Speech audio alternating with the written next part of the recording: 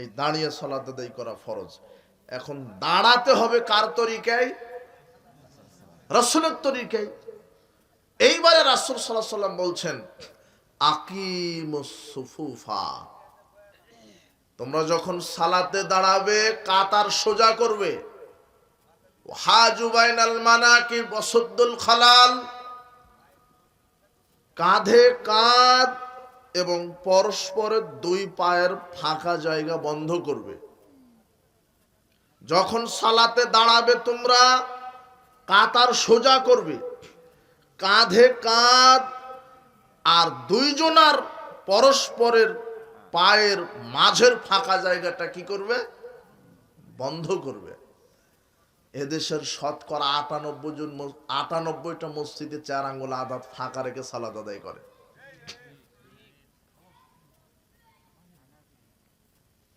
শতকরা 98টা মসজিদে 4 আঙ্গুল আধা হাত ফাঁকা রেখে সালাত আদায় করে। অথচ ফাঁকা রেখে সালাত আদায় করতে হবে এরকম পৃথিবীতে কোনো হাদিসই নেই। এই দেশের মানুষ সালাত শুরু করার পূর্বেই 8টা বেদাত দিয়ে সালাত শুরু করে। সালাত শুরুই করেনি, শুধু প্রস্তুতি নিতে 8টা বেদাত। আর আল্লাহ নবী বলছেন প্রত্যেক বেদাত হচ্ছে ভ্রষ্টতা, আর যে বেদাত করে তার ফরজ নফল ইবাদত আল্লাহ কবুল করে। ফামান আহদাসা ফি হাদাসান আও মুহদিসান, যে কোনো বেদাত করলো অথবা বেদাতিকে আশ্রয় দিল, ফালাহিল আনাতুল্লাহ ওয়াল মালাইকাতি ওয়ান নাস আজমাইন, বেদাতির উপরে আল্লাহর লানত, ফেরেশতা কুলের লানত, মানব গোষ্ঠীর লানত। লা ইকবালু মিন সারফাল আদল, বেদাতির ফরজ নফল ইবাদত কবুল হবে না, বেদাতিকে সম্মান করা যাবে না, বেদাতি মসজিদ মাদ্রাসায় দান করা যাবে না। যেই মসজিদ মাদ্রাসা বিদাত হয় সেখানে সহযোগিতা করলে আপনার ফরজ নফল ইবাদত কবুল হবে না। যেই মসজিদ মাদ্রাসাগুলিতে বেদাত হচ্ছে সেখানে দান করা হারাম, কাবিরা গুনাহ। আল্লাহ নবী বলছেন যেখানে বেদাত হয় ওখানে তোমরা দান করো না, সহযোগিতা করো না। করলে কার পক্ষ থেকে অভিশাপ হবে? আল্লাহর পক্ষ থেকে। ওই জায়গাতে এদেশের মানুষ সালাত শুরু করে 8টা বেদাত দিয়ে। এক, জায়নামাজের দোয়া তৈরি করেছে দেশের মানুষ, বলছে যে ইন্নী ওয়াজজাহতু ওয়াজহি লিল্লাযী ফাতারাস সামাওয়াতি ওয়াল আরদ হানিফা ওয়া মা আনা মিনাল মুশরিকিন। অথচ এটা কোরআন মাজিদের আয়াত না। মুহাম্মদ সাল্লাল্লাহু আলাইহি ওয়াসাল্লাম জায়নামাজের দোয়া হিসেবে পড়েছেন না, সাহাবায়ে কেরাম না তাবি কেউ পড়েনি।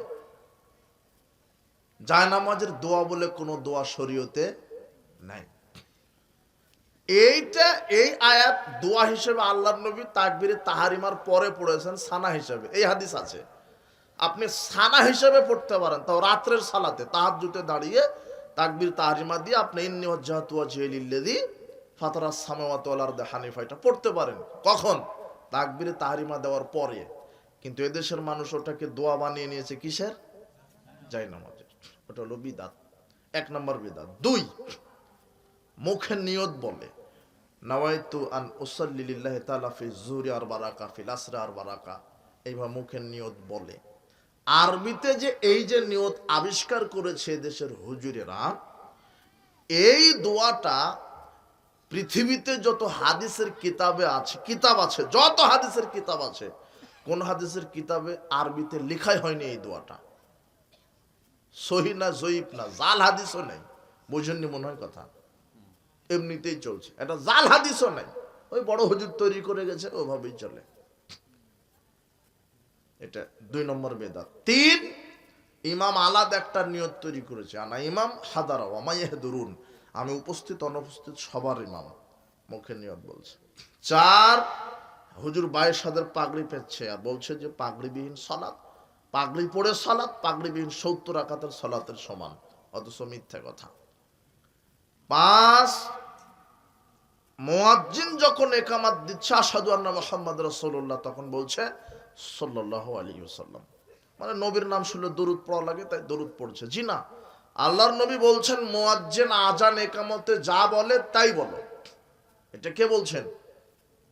মুহাম্মদ সাল্লাল্লাহু আলাইহি ওয়াসাল্লাম বলছেন আজান ইকামতে মুয়াজ্জিন যা বলে ফাকুলু মিসলা মা ইয়াকুলু মুয়াজ্জিন, মুয়াজ্জিন যা বলে অনুরূপ বলো। শুধু হাইয়া আলাস সালাহ হাইয়া আলাল ফালাহ ব্যতীত। হাইয়া আলাস সালাহ হাইয়া আলাল ফালাতে বলতে হবে লা হাওলা ওয়ালা কুওয়াতা ইল্লা বিল্লাহ। আস-সালাতু খায়রুম মিনান নাওম, এর জবাবে আস-সালাতু খায়রুম মিনান নাওম। সাদ্দাকতা ওয়া বারারতা বলা বিদআত, ওটা রাসূল সাল্লাল্লাহু আলাইহি ওয়াসাল্লাম বলেননি। আস-সালাতু খায়রুম মিনান নাওমের জবাবে কি বলতে হবে? আস-সালাতু খায়রুম মিনান নাওম, এটাই। 6 নম্বর বিদআত কি? আশহাদু আন্না মুহাম্মাদ রাসূলুল্লাহ, শোনার সাথে সাথে দুই বৃদ্ধাঙ্গুলিতে চুমা দিয়ে চোখ মাসা করছে, এটা হলো আরেকটা বিদআত। 7 নম্বর বিদআত কি? মুয়াজ্জিনই বলছে যে আপনারা উঠেন, কাতার সোজা করেন, দাঁড়ান, এখন সালাত রেডি হবে, শুরু হবে। এই দায়িত্ব মুয়াজ্জিনের নয়, মুয়াজ্জিনের দায়িত্ব শুধু একামাত। বলেন তো কি? একামাত। এখন মসজিদ ভর্তি সব লোক দাঁড়িয়ে যাবে, একামাত শেষ, এখন ইমাম সাহেব মুসল্লিদের দিকে ঘুরে বলবে আকিমু সুফুফাকুম, আপনারা কাতার সোজা করেন, ওয়াতারাসসু, প্রাচীরের মতো দাঁড়ান, ওয়াহাজু বাইনাল মানাকিব, কাঁধে কাঁধ মিলিয়ে দাঁড়ান, ওয়াসুদ্দুল খলাল, পরস্পরের পায়ের সাথে পা মিলিয়ে দাঁড়ান, ফাঁকা বন্ধ করুন। এইভাবে কে বলবে? ইমাম।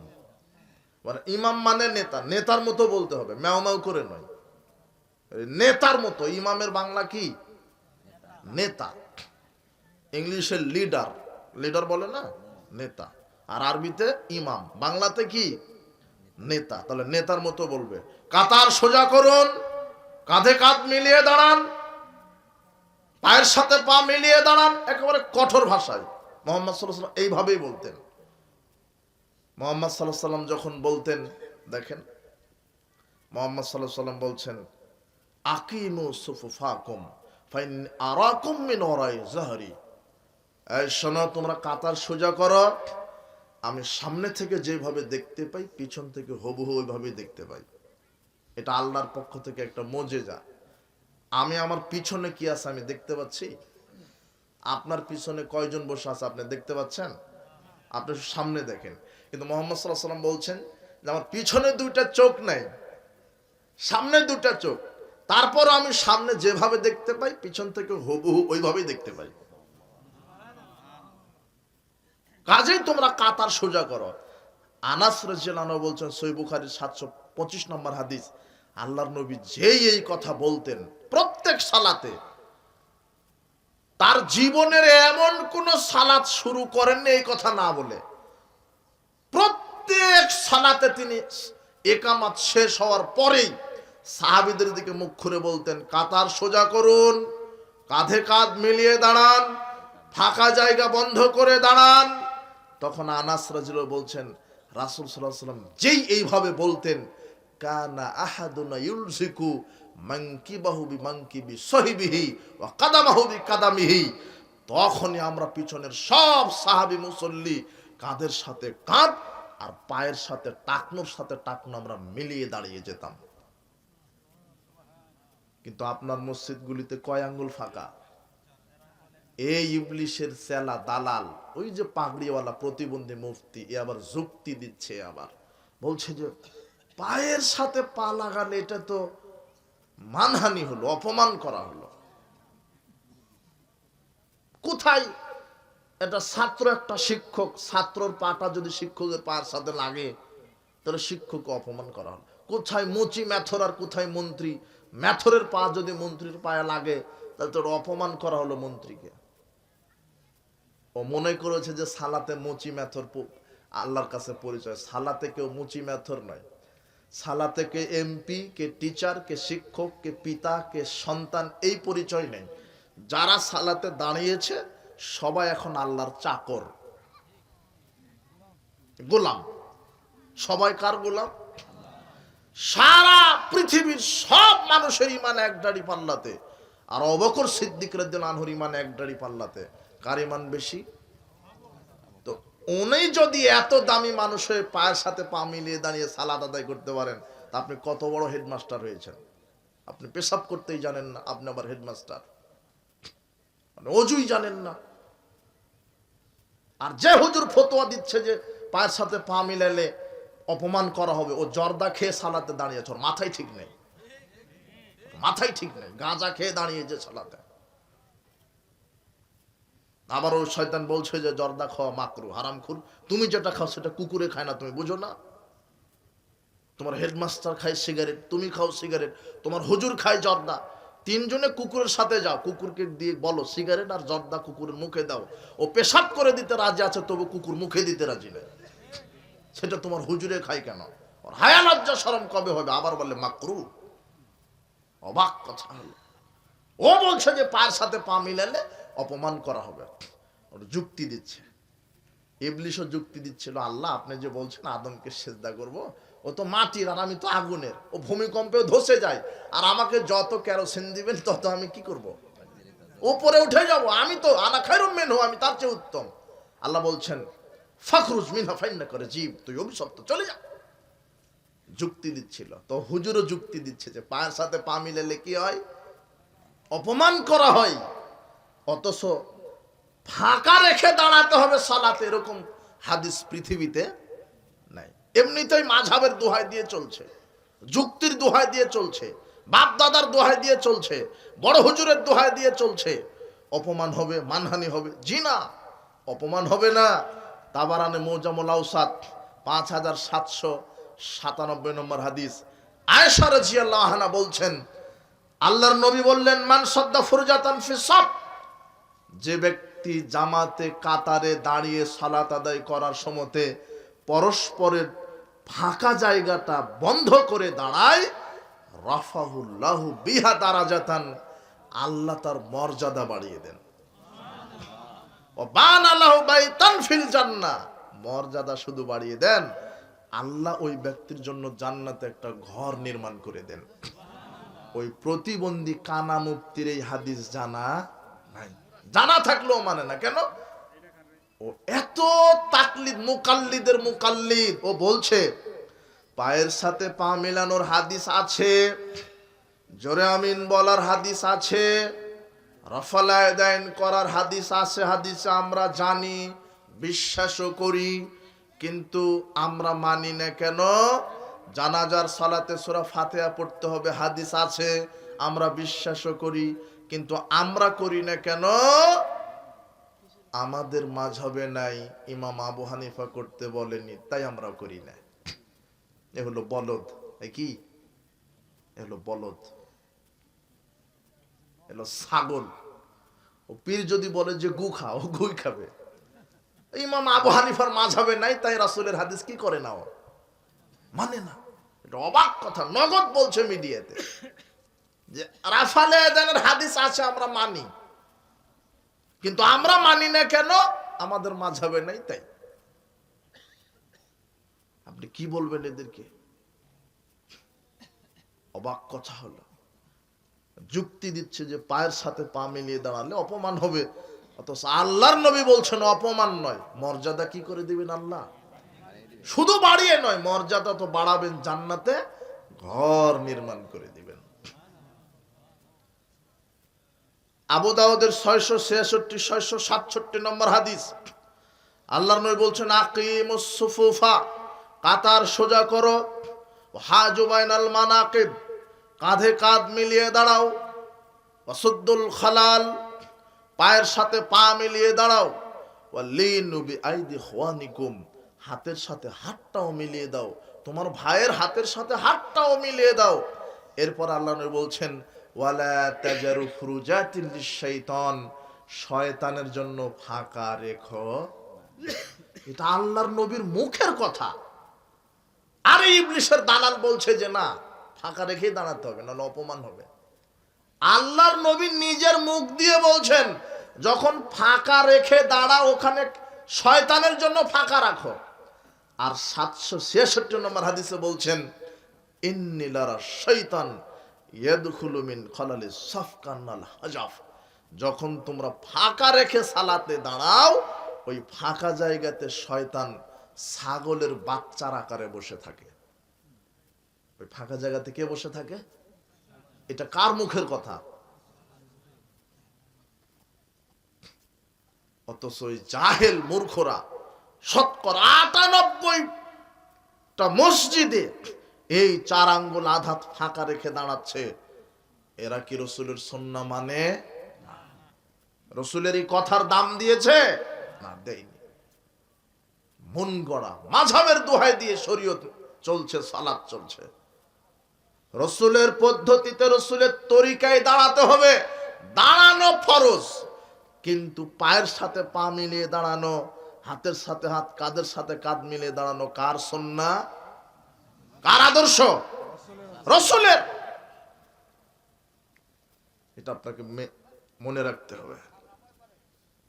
পায়ের সাথে পা মিলিয়ে দাঁড়াতে হবে, কাঁধে কাঁধ মিলিয়ে দাঁড়াতে হবে, পায়ের সাথে পা মিলিয়ে দাঁড়াতে হবে। এটা রসুলের সুন্নাহ। সুন্নাহকে নিয়ে যদি কেউ ব্যঙ্গ করে, টিটকারি করে, সে ইসলাম থেকে খারিজ হয়ে যাবে। কি হয়ে যাবে? সাবধান, সাবধান। এরপর 1 নম্বর রুকুন কিয়াম। তাহলে কিয়াম দাঁড়াবেন কিভাবে? রসুলের সুন্নাহ অনুযায়ী।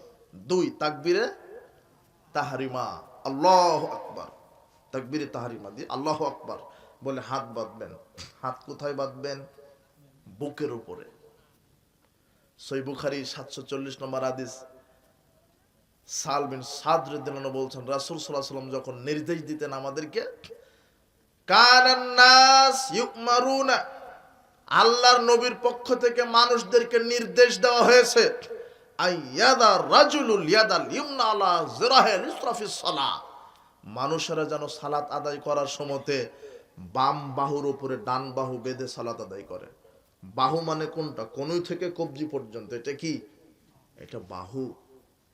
বাম বাহুর উপরে ডান বাহু রাখলে নাভির নিচে যাবে না বুকে আসবে? বুঝেননি কথা? আল্লাহর নবীর পক্ষ থেকে আদেশ দেওয়া হয়েছে, বাম বাহুর উপরে ডান বাহু বাঁধো, বেঁধে সালাত আদায় করো।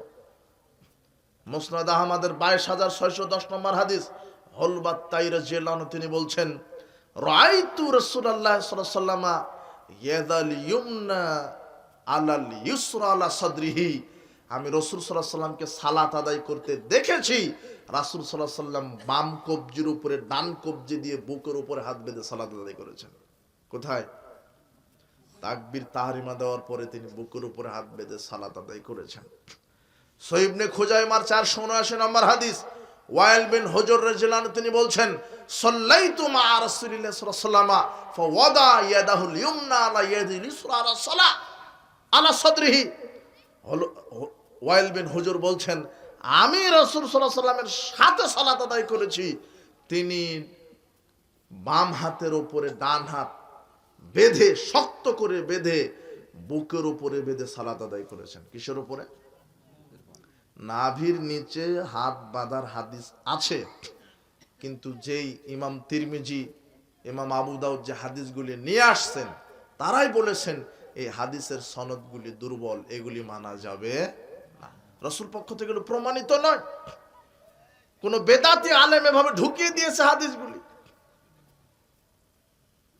তাহলে তাকবীরে তাহরিমা দেওয়ার পরে হাত কোথায়? বুকের উপরে। প্রথম রুকুন দাঁড়িয়ে সালাত, দ্বিতীয় তাকবীরে তাহরিমা, তৃতীয় সূরা ফাতিহা। কি সূরা? উবাদা বিন সামিত রাদিয়াল্লাহু আনহু বলছেন, রাসূল সাল্লাল্লাহু আলাইহি ওয়াসাল্লাম বলেছেন, লা সালাতা লিমান লাম ইয়াকরা বিফাতিহাতিল কিতাব, ওই ব্যক্তির সালাত হয় না যে ব্যক্তি সালাতে সূরা ফাতিহা পাঠ করে না। এটা রাসূল সাল্লাল্লাহু আলাইহি ওয়াসাল্লামের মুখের কথা। কার কথা? রাসূল সাল্লাল্লাহু আলাইহি ওয়াসাল্লাম বলছেন, ওই ব্যক্তির সালাত হয় না যে ব্যক্তি সালাতে সূরা ফাতিহা পাঠ করে না। আপনি জামাতে সালাত আদায় করেন, একাকী সালাত আদায় করেন, আপনি ফরজ সালাত আদায় করেন, আপনি সুন্নাত সালাত আদায় করেন, আপনি তাহাজ্জুদ পড়েন, আপনি তারাবি পড়েন, আপনি ইদাইন পড়েন, আপনি সূর্যগ্রহণের সালাত আদায় করেন, আপনি চন্দ্রগ্রহণের সালাত আদায় করেন, আপনি জানাজার সালাত আদায় করেন, যার নাম সালাত, সেখানে কোন সূরা পাঠ করা ফরজ? সূরা ফাতিহা। কিন্তু এক শ্রেণীর মুফতি ফতোয়া দিচ্ছে যে না, একাকীর ক্ষেত্রে সূরা ফাতিহা পাঠ করতে হবে, আর জামাতে পড়লে শুধু ব্রাহ্মণ পড়লেই হবে। মানে মনে করছেন হিন্দু ধর্ম, শুধু ব্রাহ্মণ পড়লেই কি হবে? জামাতে পড়লে ইমাম পড়লেই হবে, মুক্তাদিদের পড়া লাগবে না। আর কি করে? আবার আর একটা বলছে যে জানাজার সালাতে তো সূরা ফাতিহা লাগবেই না, একাকি পড়েন আর জামাতে পড়েন, জানাজাতে সূরা ফাতিহাই লাগবে না। কেন? জানাজার সালাত এটা সালাত নয়, এটা দোয়া। জানাজার সালাতে সূরা ফাতিহা লাগবে না। ওকে এই চিকিৎসা করতে বলল কে? আল্লাহর নবী বলেছেন যে ওই ব্যক্তির সালাত হবে না যে ব্যক্তি কোন সূরা পড়ে না। আল্লাহর নবী কোন সালাতকে নির্দিষ্ট করেননি, যার নাম সালাত সেখানে কোন সূরা পড়তে হবে। এখন বলছে এরা, দেখেন কত গাধার গাধা, যে জানাজার এটা সালাত না, তো এটা দোয়া। জানাজার সালাতকে কি বলা যাবে না? সালাত বলা যাবে না, এটা দোয়া, মায়েতের জন্য দোয়ার অনুষ্ঠান। তাই আমরা সূরা ফাতিহা পড়ি না। ও কত বলদের বলদ! সূরা ফাতিহার চাইতে শ্রেষ্ঠ দোয়া পৃথিবীতে আছে? যদি পৃথিবীর কোন আলেম প্রমাণ করতে পারে যে সূরা ফাতিহার চাইতে বড় দোয়া আছে, আমি আকবর বিন আবেদ আর কোনদিন জাতির সামনে বক্তব্য দিব না। আল্লাহর নবী বলছেন আফদালুদ দুআই আলহামদুলিল্লাহ, সর্বশ্রেষ্ঠ দোয়া কি? আলহামদুলিল্লাহ। সর্বশ্রেষ্ঠ দোয়া সূরা ফাতিহা। আর ওই বলদ বলছে যে এটা জানাজার সালাত, সালাত নয় দোয়া, তাই শুধু ওই মায়াতের জন্য দোয়া করি। আরে শ্রেষ্ঠ দোয়াটাই তো সূরা ফাতিহা। কোন সালাত হবে না কোন সূরা ছাড়া, সূরা ফাতিহা। আপনি ইমাম হন আর পিছনে মুক্তাদি হন, আপনাকে সূরা ফাতিহা পড়তেই হবে, এটা হলো ফরজ। 4 নাম্বার সালাতের ফরজ রুকু করা।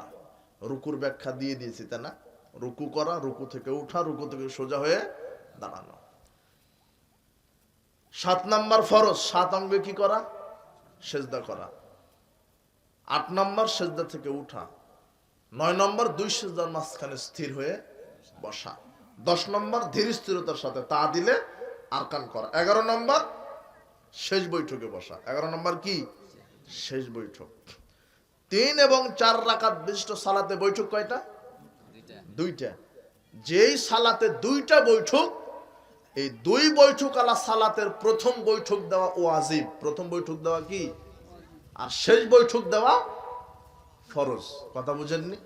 আর যেই সালাতে বৈঠকই একটা, যেমন ফজরের 2 রাকাত ফরজ সালাতে বৈঠক কয়টা?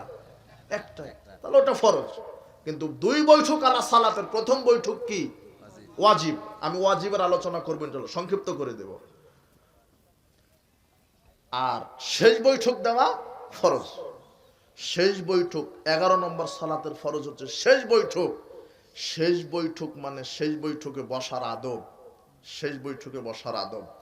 রাসূল সাল্লাল্লাহু আলাইহি ওয়াসাল্লাম যখন শেষ বৈঠকে বসতেন, বুখারীর 828 নম্বর হাদিস, রাসূল সাল্লাল্লাহু আলাইহি ওয়াসাল্লাম যখন সালাতের শেষ বৈঠকে বসতেন, তখন তিনি বাম পাটা ডান পায়ের এই নলা দিয়ে বাহির করে দিতেন। কথা বুঝেছেন? আর ডান পাটা খাড়া করে রাখতেন, বৃদ্ধাঙ্গুলিটা এভাবে ভাঁজ হয়ে কেবলার দিকেই থাকতো। বুঝতে পারছেন কি? আর এই বাম পাটা ডান পায়ের নলা দিয়ে বাহির করে নিতম্বের উপরে বসতেন, পাছার উপরে বসতেন। বুঝতে পেরেছেন কি? নিতম্বের উপরে বসতেন। আর প্রথম বৈঠকে বাম পায়ের পাতার উপরে বসতেন। বুঝেছেন? 2 বৈঠক বিশিষ্ট সালাতের প্রথম বৈঠকে তিনি বাম পায়ের পাতার উপরে বসতেন। আর শেষ বৈঠকে কিভাবে বসতেন? বাম পাটা ডান পায়ের নলা দিয়ে বাহির করে দিতেন, দিয়ে নিতম্বর উপরে বসতেন। আর বাম হাতটা বাম হাঁটুর উপরে শক্তভাবে এভাবে থাকতো, আঙুলগুলি জোড়া জোড়া। ডান হাতটা ডান হাঁটুর উপরে এইভাবে দিয়ে আঙুলটা 53 আঙুলের মতো করতেন। এটা হলো কি আঙ্গুল? কনিষ্ঠা। কনিষ্ঠা আঙ্গুল। এই 3 আঙ্গুলটা এইভাবে ভাঁজ করে দিতেন। বৃদ্ধাঙ্গুলির পেট মধ্যমা আঙ্গুলের নখের উপরে রাখতেন। বুঝতে পারছেন কিনা? আর এই তর্জনী আঙুল দিয়ে এইভাবে হালকা ইশারা করতেন। আর ওই সময় তো রাসূল সাল্লাল্লাহু আলাইহি সাল্লামের দৃষ্টি থাকতো এই নখের উপরে। কোথায়? আপনার তাকবীরে তাহারিমা থেকে নিয়ে রুকু সেজদা সব জায়গাতে দৃষ্টি থাকবে, সেজদা যেখানে দিবেন সেখানে। তাকবীর তাহারিমা দিয়ে সূরা ফাতিহা পড়ছেন, অন্য সূরা পড়ছেন, দৃষ্টি কোথায়? সেজদা যেখানে দিবেন ওখানে। রুকুতেও গেছেন, দৃষ্টি ওখানে। মাথা খাড়া করে না, এমনিতেই দেওয়া যাবে। সেজদা যেখানে দিবেন সেখানে। সেজদায় গেছেন, চোখ খোলা থাকবে ওখানে। কিন্তু যখন বৈঠকে বসে তাশাহুদে বসেছেন, তখন আঙুলটা 53 মতো করে এই তর্জনী শাহাদাত আঙ্গুলটি হালকা ইশারা করবেন। শেষ বৈঠকে যখন বসবেন, সালাম ফেরানোর পূর্ব পর্যন্ত করতে হবে। কি পর্যন্ত? অনেকে শুধু তাশাহুদের সময় আশহাদু আল্লা ইলাহা ইল্লাল্লাহ আশহাদু আন্না মুহাম্মাদুর রাসূল টপ করে উঠে টপ করে নামিয়ে দেয়। কথা বোঝেননি? এটা হলো না। রাসূল সাল্লাল্লাহু আলাইহি ওয়াসাল্লাম শুরু থেকে শেষ পর্যন্ত ইশারা করতেন। এই টপ করে একবার উঠাতে হবে, একবার নামাতে হবে, এরকম জাল হাদিসও নাই দুনিয়াতে। ইশরু, তিনি ইশারা করতেন শুরু থেকে শেষ পর্যন্ত। 5964 নম্বর হাদিসে আসছে, রাসূল বলছেন, তোমরা যখন সালাতে তাশাহুদে এইভাবে শাহাদত আঙ্গুলি নাড়াও না, তখন এটা ইবলিশকে ওইভাবে পিটানো হয়। সুবহানাল্লাহ। লোহার ডান্ডার চা ইবলিশের কাছে এটা ভারী মনে হয়। তা আপনি শুধু একবার পিটাবেন নাকি তাকে? টপ করে উঠে টপ করে নামায় দিলেন? ও বারবার পিটাতে হবে শয়তানকে। এবার ইশারা করতেই থাকবে। কথা বুঝেননি? এটা শেষ বৈঠকে সালাম ফেরানোর পূর্ব পর্যন্ত। তাহলে শেষ বৈঠকে বসার আদব শিখলেন তো? বাম পাটা ডান পায়ের নলাতে বাহির করে দিবেন, নিতম্বের উপরে বসবেন এইভাবে, আর তর্জনী আঙুল দিয়ে ইশারা করবেন। তাশাহুদ পাঠ করতে থাকবেন। তাশাহুদ, দরুদ, মাসুরা। আর শেষ বৈঠকে অনেকে তাশাহুদ, দরুদ, মাসুরা পড়ে চুপ থাকে। ইমাম সালাম ফিরাচ্ছে না, চুপ থাকে না। শেষ বৈঠকে কোরআন হাদিস থেকে যত দোয়া জানেন পড়তেই থাকবেন। ইমাম যতক্ষণ সালাম ফিরাচ্ছে না ততক্ষণ কি করতে থাকবেন? দোয়া পড়তেই থাকবেন। রব্বি জিদনি ইলমা, রব্বির হামহুমা কামা রব্বানি সগীরা, রব্বানা আতিনা ফিদ দুনিয়া হাসানাতা ওয়া ফিল আখিরাতি হাসানাতা ওয়া কিনা আযাবান নার। এই দোয়াগুলি জানেন না? এই তাশাহুদ, দরুদ, মাসুরা পড়ার পরে কোরআন হাদিস থেকে যত দোয়া জানেন সব কোথায় পড়বেন? শেষ বৈঠকে পড়বেন। আপনি একাকী সালাত আদায় করছেন, শুধু দরুদ, তাশাহুদ, দরুদ, মাসুরা পড়ে সালাম ফিরাচ্ছেন কেন? তাশাহুদ পড়বেন, দরুদ পড়বেন, মাসুরা পড়বেন, পিতামাতার জন্য দোয়া করবেন, নিজের জন্য দোয়া করবেন। আস্তাগফিরুল্লাহিল্লাযী লা ইলাহা ইল্লা হুয়াল হাইয়ুল কাইয়্যুম ওয়া আতুবু ইলাইহি। যত দোয়া আছে সব শেষ বৈঠকে পড়া যাবে। কথা বুঝেছেন? 5 মিনিট 10 মিনিট ভরে দোয়া পড়তেই থাকেন। পড়ার পরে সালাম ফিরিয়ে দেন। সেজদাতেও শুধু কোরআনে বর্ণিত কোরআনের আয়াত তেলাওয়াত করা যাবে না, হাদিসে যত দোয়া আছে সব সেজদাতে বলতে পারবেন। সুবহান রাব্বিয়াল আলা, আমি এটা বলবো ইনশাআল্লাহ। তাহলে কি বললাম? কয় নম্বর রুকুন বললাম? শেষ বৈঠক 11 নম্বর রুকুন। 12 নম্বর তাশাহুদ পাঠ করা। 12 নম্বর রুকুন কি? তাশাহুদ। এটা তাশাহুদ পাঠ করা ফরজ। শুধু তাশাহুদ পাঠ করে সালাম ফিরালে সালাত হয়ে যাবে। কি বললাম? শুধু তাশাহুদ পাঠ করে যদি সালাম ফিরিয়ে দেন তাহলে কি হয়ে যাবে? সালাত হয়ে যাবে। শুধু তাশাহুদ। দরুদ পড়েন, মাসুরা পড়েন, যত দোয়া আছে পড়েন, তবে তাশাহুদ পাঠ করে যদি সালাম ফিরিয়ে দেন তাহলে সালাত কি হয়ে যাবে? তাশাহুদ পাঠ করা ফরজ। আত-তাহিয়াতু লিল্লাহি ওয়াস সালাওয়াতু ওয়াত-তাইয়্যিবাত। এটা দলিল কি? ওই যে সূরা বুখারীর 835 নম্বর হাদিস। ইবনে মাসউদ রাদিয়াল্লাহু আনহু বলছেন, আমরা রাসূলের সাথে সালাত আদায় করলাম, তো আমরা সালাতের মধ্যে বললাম, আসসালামু আলাল্লাহি মিন ইবাদিহি ওয়াসসালামু আলা ফুলানিন ওয়া ফুলানিন। বান্দার পক্ষ থেকে আল্লাহর প্রতি সালাম, এরপর উমুকের প্রতি, উমুকের প্রতি। তখন আল্লাহর নবী বলছেন, লা তাকুলু আসসালামু আলাল্লাহ, তোমরা আল্লাহকে সালাম দিও না, ফাইন্নাল্লাহু সালাম, কেননা আল্লাহ নিজেই সালাম। ওয়ালাকিন, বরং কুলু, তোমরা বলো, আত-তাহিয়াতু লিল্লাহি ওয়াস সালাওয়াতু ওয়াত-তাইয়্যিবাত, আসসালামু আলাইকা আইয়ুহান নবী ওয়া রাহমাতুল্লাহি ওয়া বারাকাতুহু, আসসালামু আলাইনা ওয়া আলা ইবাদিল্লাহিস সালিহিন, আশহাদু আল্লা ইলাহা ইল্লাল্লাহু ওয়া আশহাদু আন্না মুহাম্মাদান আবদুহু রাসূলুহু। এতটুকুন বলো। সুম্মা ইয়াতাখায়্যারু মিনাদ দুআ, তাশাহুদ পাঠ করার পরে এখন তুমি যত দোয়া যা খুশি বলো, যা দোয়া আছে বলো। কথা বুঝেন নেব না? আর যদি দোয়া না জানেন, কিছুই জানেন না, তাশাহুদ জানেন, সালাম ফিরিয়ে দেন, সালাত কি? কথা বুঝেছেন? তাশাহুদ পাঠ করা ফরজ। কখন ফরজ? শেষ বৈঠকে। কিন্তু যেই সালাতগুলিতে দুইটা বৈঠক, মাগরিবের সাথে কয়টা বৈঠক? তাহলে প্রথম বৈঠকে বসাও ওয়াজিব, প্রথম বৈঠকে তাশাহুদ ওয়াজিব। কথা বুঝেছেন? শেষ বৈঠকে বসা ফরজ, শেষ বৈঠকের তাশাহুদ ফরজ। সালাতের শেষ ফরজ সালামের মাধ্যমে সালাত শেষ করা। বুঝেছেন? এটা হলো সংক্ষিপ্ত আপনার সাথে আলোচনা। এই ফরজ হলো সংক্ষেপে।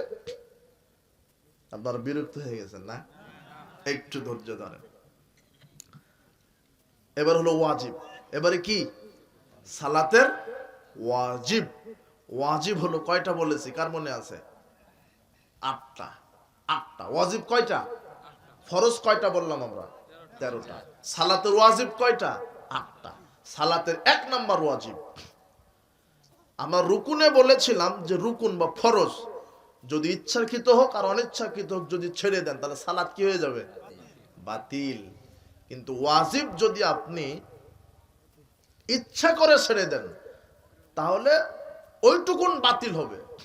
কিন্তু ভুল ক্রমে যদি ওয়াজিব ছুটে যায় তাহলে রাসূল সাল্লাল্লাহু আলাইহি ওয়াসাল্লাম সংশোধনের একটা পথ দিয়েছেন, সাউসিজদা। কি? আমি বলবো সাউসিজদা দেওয়ার পদ্ধতি বা কোন কোন ক্ষেত্রে সাউসিজদা দিতে হয়। কথা বুঝেছেন? আচ্ছা, ওয়াজিব হলো কয়টি? 8টি।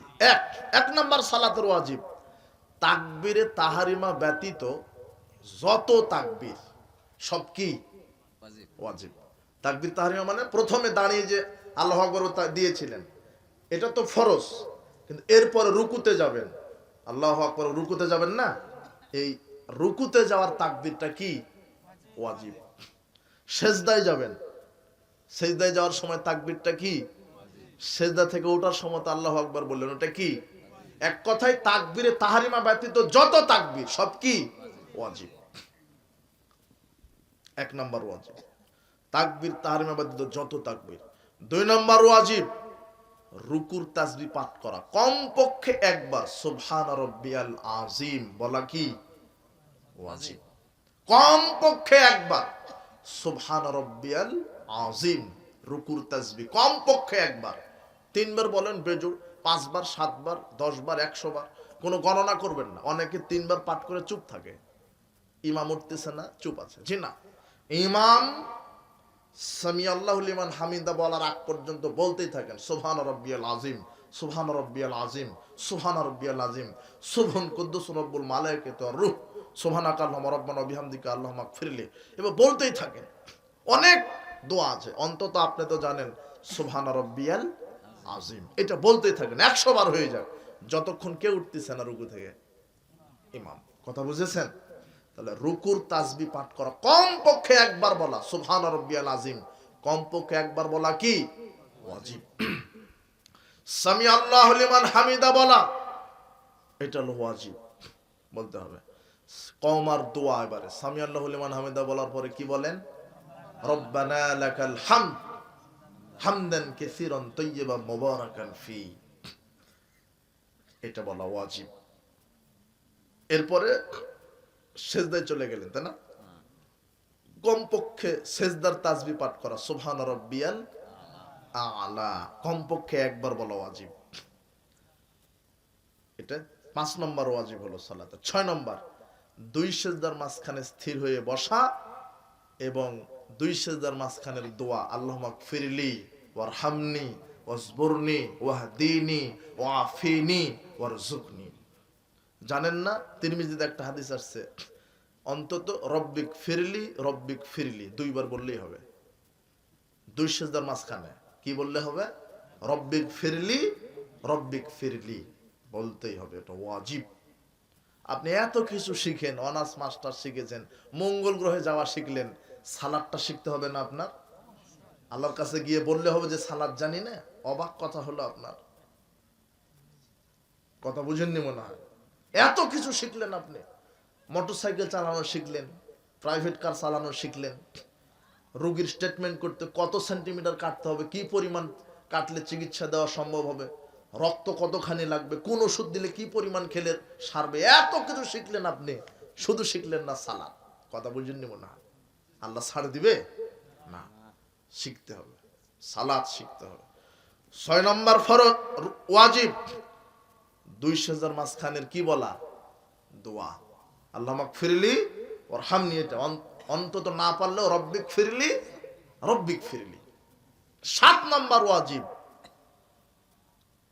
7 নম্বর ওয়াজিব কি? এই প্রথম বৈঠকে বসা। প্রথম বৈঠকে বসা কি? ওই যে মাগরিব এবং এশা অর্থাৎ 3 অথবা 4 রাকাত বিশিষ্ট সালাতে বৈঠক কয়টা? 2টা। তার প্রথম বৈঠকে বসা কি? ওয়াজিব। 8 নম্বর ওয়াজিব, প্রথম বৈঠকের তাশাহুদ পড়া কি? ওয়াজিব। প্রথম বৈঠকের তাশাহুদ পড়াটা কি? ওয়াজিব। এখন সাউ সিজদা লাগে 3টা কারণে। কয়টা কারণে? আপনি যে সাউ সিজদা দেন কয়টা কারণে? 3টা কারণে। 3টা কারণে সাউ সিজদা দিতে হয়। বলেন তো কয়টা কারণে? 3টা। 1, সালাত কম হলে, মনে হচ্ছে যে সালাত কম হয়েছে, যে 3 রাকাত পড়ে মনে হয় সালাম ফিরিয়েছে, সন্দেহ হচ্ছে। সালাত সন্দেহ না, একেবারেই আপনি কনফিডেন্স যে 3 রাকাত পড়ে সালাম ফিরিয়ে দিলাম, তাহলে কম হয়েছে, তাই না? সালাম ফিরিয়ে দিয়েছেন 3 রাকাত পড়ে, মানে 2 রাকাত পরে বৈঠক দিয়েছিলেন, পরে 1 রাকাত পরে আবার সেই বৈঠকে বসে সালাম ফিরিয়ে দিয়ে, হয় না এরকম? তাহলে কম হয়েছে তো। তাহলে এখন আপনি কি করবেন? সালাম ফিরিয়েছেন, আবার উঠে যান, আবার 1 রাকাত পড়েন। আপনি কয় রাকাত? যে 3 রাকাত পড়ে যেহেতু সালাম ফিরিয়েছেন, কাজে 1 রাকাত আবার উঠে 1 রাকাত পড়ে 1 রাকাত ভালোভাবে পড়বেন, পড়ে আবার তাশাহুদ, দরুদ, মাসুরা, অন্যান্য দোয়া পড়ে এইবারে 2টা সিজদা দেন, 2টা আবার সিজদা দেন, দিয়ে হ্যাঁ এটা সৌ সিজদা, 2টা সৌ সিজদা দিয়ে সালাম ফিরিয়ে দেন। অথবা 2 ভাবেই সৌ সিজদা জায়েজ। ওই 3 রাকাত পড়ে সালাম ফিরিয়ে দিয়েছেন, পরে আবার 1 রাকাত উঠে 1 রাকাত পড়বেন, পড়ে তাশাহুদ, দরুদ, মাসুরা পড়ে সালাম ফিরিয়ে দেন। দেওয়ার পরে ওই বসা অবস্থাতেই 2টা সৌ সিজদা দিয়ে আবার সালাম ফিরিয়ে দেন। বুঝেননি মনে হয় কথা? এটা আসলে প্রশিক্ষণের মাধ্যমে মসজিদের ইমাম তাকে একেবারে ট্রেনিং দিতে হবে সালাতের। সালাতের অনেক মাসলা মাসাইল মানুষের জানা নাই। মুসাফির কিভাবে সালাত আদায় করবে, রোগী কিভাবে সালাত আদায় করবে, জমায়ে তাকদিম কি, তাখির কি, বেতের সালাত কিভাবে আদায় করবে, অনেকের মানুষ সফর অবস্থায় কিভাবে সালাত আদায় করবে। আমি একটু আমি বলার চেষ্টা করব সংক্ষেপে। তাহলে সৌ সিজদা বুঝতে পেরেছেন? সালাত কম হলে কি দিতে হবে? মানে 3 রাকাত পড়ে সালাত আসরের 4 রাকাত, কিন্তু 3 রাকাত পড়ে কি সালাম ফিরিয়ে দিয়েছেন, তাহলে আপনি আবার দাঁড়িয়ে 1 রাকাত পড়েন, 1 রাকাত পড়ার পরে সালাম ফিরিয়ে দেন, দিয়ে আবার 2টা সিজদা দিয়ে আবার সালাম ফিরিয়ে দেন। কথা বুঝেছেন? এটা হলো সৌ সিজদা। কম হলে 2, সালাত বেশি হয়ে গেলে কি হয়ে গেলে? বেশি। আসরের 4 রাকাত সালাত, কিন্তু 5 রাকাত পড়ে সালাম ফিরিয়েছেন, হ্যাঁ, তাহলে আপনি কি করবেন? এখন তো বেশি হয়ে গেছে, আর 1 রাকাত পড়ার তো সুযোগ নেই, এমনিতেই বেশি। তাহলে আপনি যে বসে আছেন না, আপনি তো একেবারে বিশ্বাস যে আমি 5 রাকাত পড়ে সালাম ফিরিয়েছি, আর 5 রাকাত, তাহলে বসা অবস্থাতেই 2টা সিজদা দিয়ে দেন, দিয়ে সালাম ফিরিয়ে দেন। কি? এটা হলো সৌ সিজদা, হয়ে গেছে সালাত। বুঝেছেন? 3, সন্দেহ হলে কি হলে, মানে 3টা কারণে সৌ সিজদা। সালাত কম হলে 1, 2 সালাত বেশি হলে, 3 কি হলে? সন্দেহ। 3 রাকাত পড়লাম না 4 রাকাত পড়লাম, সন্দেহ থেকে গেল, তখন আপনি কম ধরবেন। কম, কথা বুঝেননি? 4 রাকাতই পড়েছেন, কিন্তু সন্দেহে যে 3 রাকাত পড়লাম না 4 রাকাত, তখন আপনি নিজেকে কম ধরবেন, 3 ধরবেন, ধরে আর 1 রাকাত দাঁড়িয়ে আর 1 রাকাত পড়ে 2টা সিজদা দিয়ে সালাম ফিরিয়ে দেবেন। বুঝেছেন কথা? সহু সিজদা। তাহলে কয়টা কারণে সিজদা লাগে সহু? 3টা। কম হলে, বেশি হলে, সন্দেহ হলে। মনে থাকবে না? কম বেশি সন্দেহ, কম বেশি সন্দেহ। কেরাত ভুল হলে কি লাগে না? সহু সিজদা লাগে না। ও না, ভুল হয়ে গেছে, আমার ভুল হলো। 4টা কারণে সহু সিজদা। ওয়াজিব ছুটে গেলে সহু সিজদা লাগে। কি লাগে? ওয়াজিব। 4টা কারণে। আবার বলেন তো। কম হলে সহু সিজদা, বেশি হলে সহু সিজদা, সন্দেহ হলে সহু সিজদা, ওয়াজিব ছুটে গেলে সহু সিজদা। ইচ্ছাকৃতভাবে ছুটে গেলে তো সালাতি বাতিল, আর ভুল করে ছুটে গেলে সংশোধনের সিস্টেম আছে। কি? সহু সিজদা। কেমন? ওয়াজিব ছুটে গেলে কি ওয়াজিব? আপনি সূরা ফাতিহা অন্য একটি সূরা পড়ে রুকুতে যাবেন, কিন্তু আল্লাহু আকবার বলি নাই, তাহলে এটা তাকবীর তাহরিমা ব্যতীত যত তাকবীর সব কি? ওয়াজিব। তাহলে আপনি সূরা ফাতিহা পড়লেন, অন্য একটি সূরা পড়লেন, এরপর রুকুতে গেলেন, শুধু এভাবে বলে রুকুতে গেলেন, কিন্তু কি বলেননি? আল্লাহু আকবার বলেননি। তাহলে ওয়াজিব কি হয়ে গেল? আপনার স্মরণ নাই বলার। সেজদায় গেছেন, সেজদা থেকে উঠবেন কি বলে? আল্লাহু আকবার বলে, কিন্তু আল্লাহু আকবার বলার কি নাই? বলেন নাই, স্মরণ নাই। যদি ওয়াজিব ছুটে যায় তাহলে কি দিতে হবে? সহু সিজদা। এক কথায় 8টা ওয়াজিব, এই 8টা ওয়াজিবের যে কোনো একটা ছুটে গেলে কি দিবেন? বোঝা গেছে? তাহলে সহু সিজদা লাগে কয়টা কারণে? 4টা কারণে। 1, সালাত কম হলে। 2, সালাত বেশি হলে। 3, সন্দেহ হলে। 4, ওয়াজিব ছুটে গেলে। মনে থাকবে না? এই জন্য সহু সিজদা লাগে। কথা বুঝেছেন? আর সালাতে ওয়াজিব কয়টা? 8টি ওয়াজিব। এরপরে আপনার সাথে আলোচনা সালাতের সুন্নাত। সালাতের সুন্নাত কি? জোরে আমিন বলা। কি? সুন্নাত, গুরুত্বপূর্ণ সুন্নাত। আল্লাহ নবী বলছেন, ইমাম আমিন বললে তোমরাও আমিন বলো। কেন?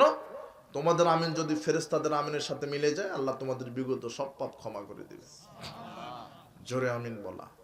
সালাতের সুন্নাত কি? জোরে আমিন বলা। এরপরে সুন্নাত কি? দিনের সালাতগুলি নীরবে কেরাত করা। জোহর আসর নীরবে কেরাত করেন না? শুনেন, কেরাতে ভুল হলে সহু সিজদা লাগে না। কথা বুঝেছেন? সিজদা আসছে না, ভুল হয়ে গেছে, আপনি রুকুতে চলে যাবেন, যেটা বলা হলো আগে। এমনও হতে পারে না যে জোহরের সালাত আপনি আদায় করছেন, প্রথম 2 রাকাতে ভুলে জোরে কেরাত পড়ে ফেলেছেন। হতে পারে না? হয়। এই জন্য সহু সিজদা লাগবে না। পড়ে ফেলেছেন। কথা বুঝেছেন? সুন্নাহ হচ্ছে দিনের সালাতগুলি নীরবে। এটা হলো সুন্নাহ। জোহর আসর 2 রাকাত সালাতে কেরাত কি? নীরবে। মাগরিব এশা ফজর রাত্রে 3 রাকাত 3 ওয়াক্তের সালাত সরবে, মানে জোরে। কথা বুঝেননি? এটা হলো সুন্নাহ।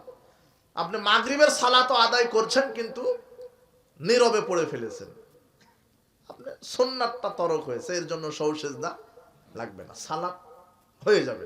কথা বুঝেছেন? এটা হলো সুন্নাহ। দিনের সালাতগুলি শুধু জুমাবারের 2 রাকাত সালাতে সরবে কেরাত করতে হয়। কেন? রাসূল সাল্লাল্লাহু আলাইহি ওয়াসাল্লাম করেছেন তাই।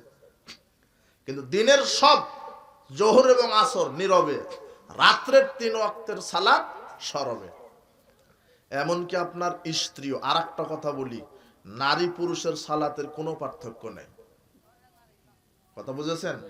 আপনার স্ত্রীও 5 ওয়াক্ত সালাতে একামাত দিয়ে সালাত আদায় করবে। বুঝেননি মনে হয় কথা?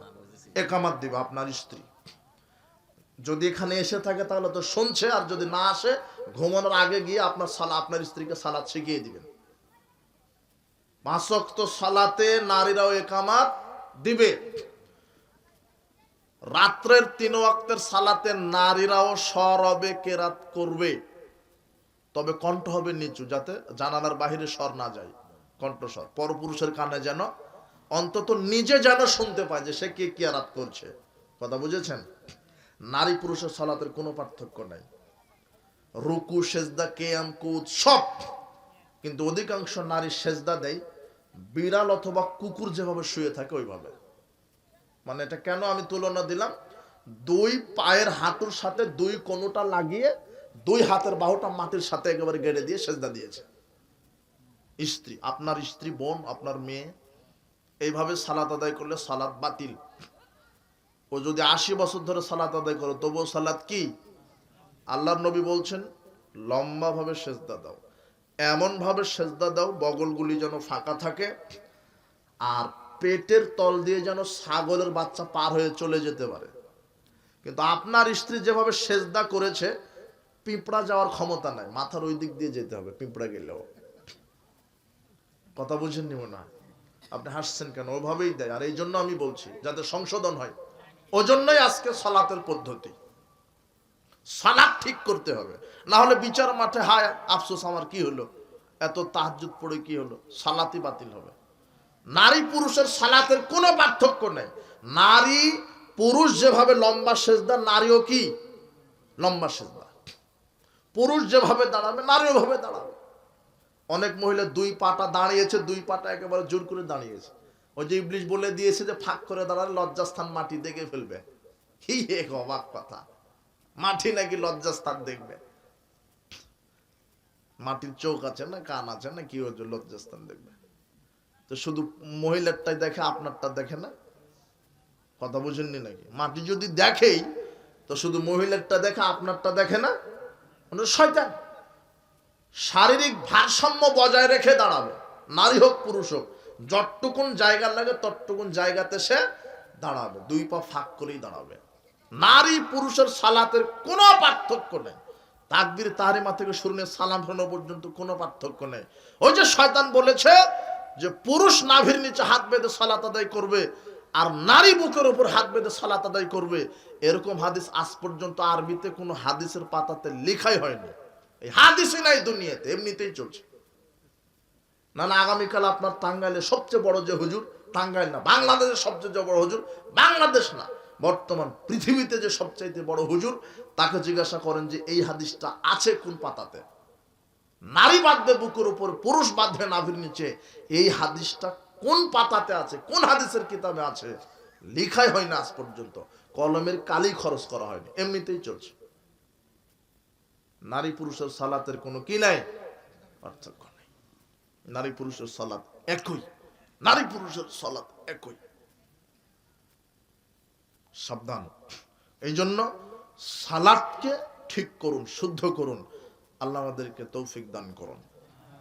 তাহলে সালাতের সুন্নাত, দিনের সালাতগুলি নীরবে, রাত্রের সালাতগুলি সরবে। আর কি সুন্নাত? তাকবীর তাহরিমা দেওয়ার পরে প্রথম রাকাতে সূরা ফাতিহার পূর্বে আউযু বিল্লাহি মিনাশ শাইতানির রাজিম, এরপরে বিসমিল্লাহির রহমানির রহিম, নীরবে। এছাড়া সব রাকাতে সূরা পড়ার পূর্বে শুধু বিসমিল্লাহ, মনে থাকবে? শুধু বিসমিল্লাহ। আপনি এর দ্বিতীয় রাকাতে সূরা ফাতিহা পড়বেন, শুধু বিসমিল্লাহ, আর আউযু বিল্লাহ না। শুধু প্রথম রাকাতে সূরা ফাতিহার পূর্বে কি আউযু বিল্লাহ বিসমিল্লাহ, দ্বিতীয় রাকাতে ফাতিহার পূর্বে শুধু কি বিসমিল্লাহির রহমানির রহিম।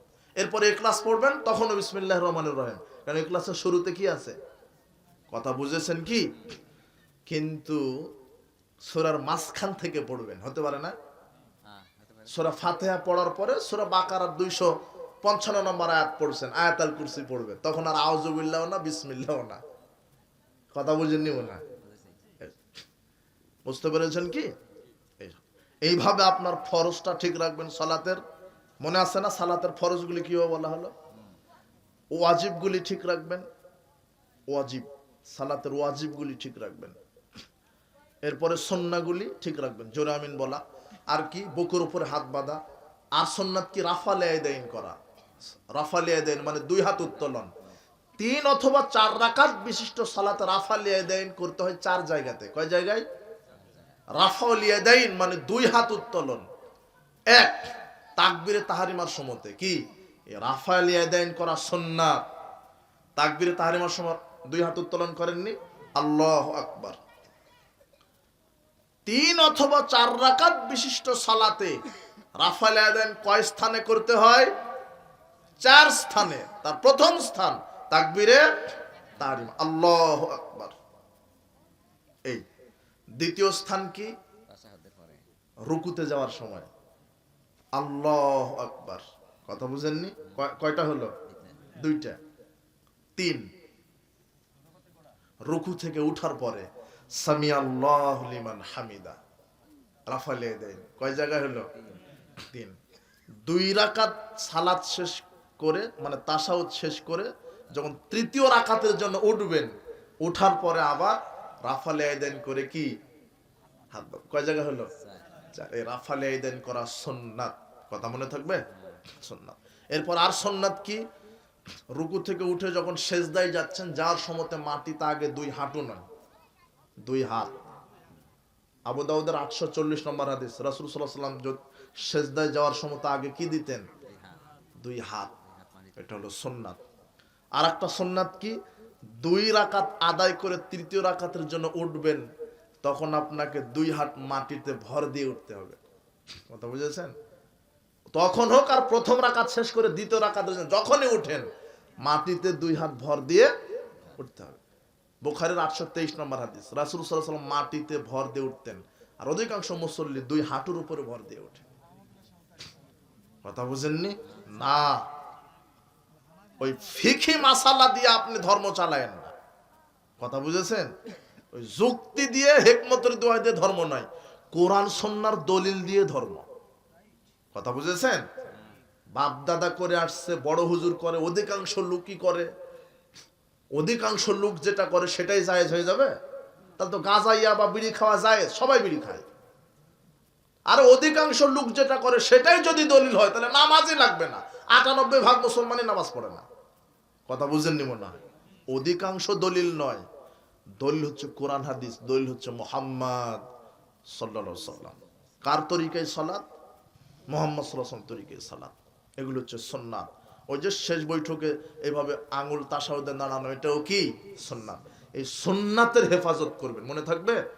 রাসূল সাল্লাল্লাহু আলাইহি ওয়াসাল্লামের সুন্নাতের, সাহাবায়ে কেরাম রাসূলের সুন্নাতের এত হেফাজত করতেন, রাসূল সাল্লাল্লাহু আলাইহি ওয়াসাল্লাম যা বলেছেন সাহাবারা তাই মেনে চলতেন। আপনাকেও তাই করতে হবে। এবং রাসূল সাল্লাল্লাহু আলাইহি ওয়াসাল্লামের সুন্নাহকে যদি কেউ অমান্য করত, সাহাবারা খুব কঠোর ছিলেন। রাসূল সাল্লাল্লাহু আলাইহি ওয়াসাল্লামের কোনো কথার যদি কেউ বিরোধিতা করত, সাহাবীরা এত কঠোরতা অবলম্বন করেছেন। দেখেন, 2টা দৃষ্টান্ত দিই, বিরক্ত হেন না, একটু দৃষ্টান্ত দিই আপনাকে। আব্দুল্লাহ ইবনে মুগাফফাল রাদিয়াল্লাহু আনহু, তিনি বসে আছেন, তার পাশে ভাতিজা বসে আছে। তো ভাতিজা এই ছোট ছোট কঙ্কর আছে, ছোট ছোট পাথর কঙ্কর, ওটা দিয়ে শিকার করছে, শিকারীর গায়ে আঘাত করছে। তো আব্দুল্লাহ ইবনে মুগাফফাল রাদিয়াল্লাহু আনহু বলছেন, এই ছোট কঙ্কর দিয়ে শিকারী কেন তুমি ধরার চেষ্টা করছো? এটা দিয়ে না শিকার করতে পারবে, শুধু অযথা কষ্ট পাবে, চোখ কানা হবে, না হলে পায়ে লেগে পা খোঁড়া হয়ে যাবে, কিন্তু তুমি শিকারীকে ধরতে পারবে না। ছোট কঙ্কর যদি আপনি ওই কোন একটা পাখিকে মারেন, কি হবে ওইটাতে? কথা বুঝেননি? হয় বড় একটা ঢেল, বড় একটা পাথর দিলে, বিসমিল্লাহ বললে ছেড়ে দিলেন, লেগে পড়ে গেল। কথা বুঝেননি? ছোট্ট একটা কঙ্কর যদি মারেন, হয় চোখে লেগে চোখ কানা হলো, উড়ে চলে গেল, আপনি শিকার ধরতে পারলেন? অথবা পায়ে লেগে পা হয়ে গেল, খোঁড়া হয়ে গেল, উড়ে চলে গেল, পরে হাঁটতে পারছে না।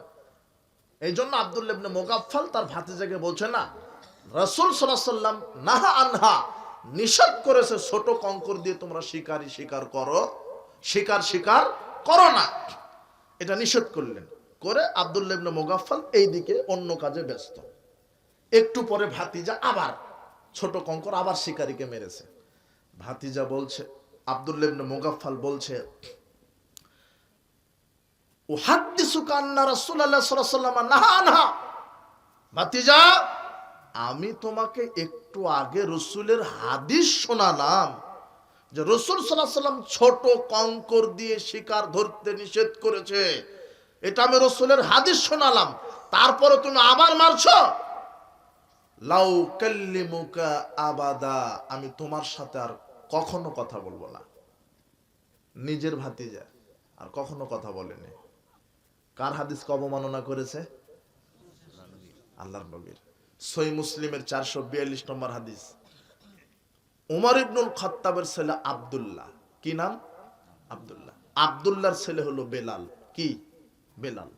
আব্দুল্লাহ রাদিয়াল্লাহু আনহু বলছেন যে লা ইয়ামনান্না রাজুলুন আহলাহু ইয়াতুল মাসাজিদ, তোমরা যেন কেউ নারীদেরকে মসজিদে সালাত আদায়ের জন্য বাধা দিও না।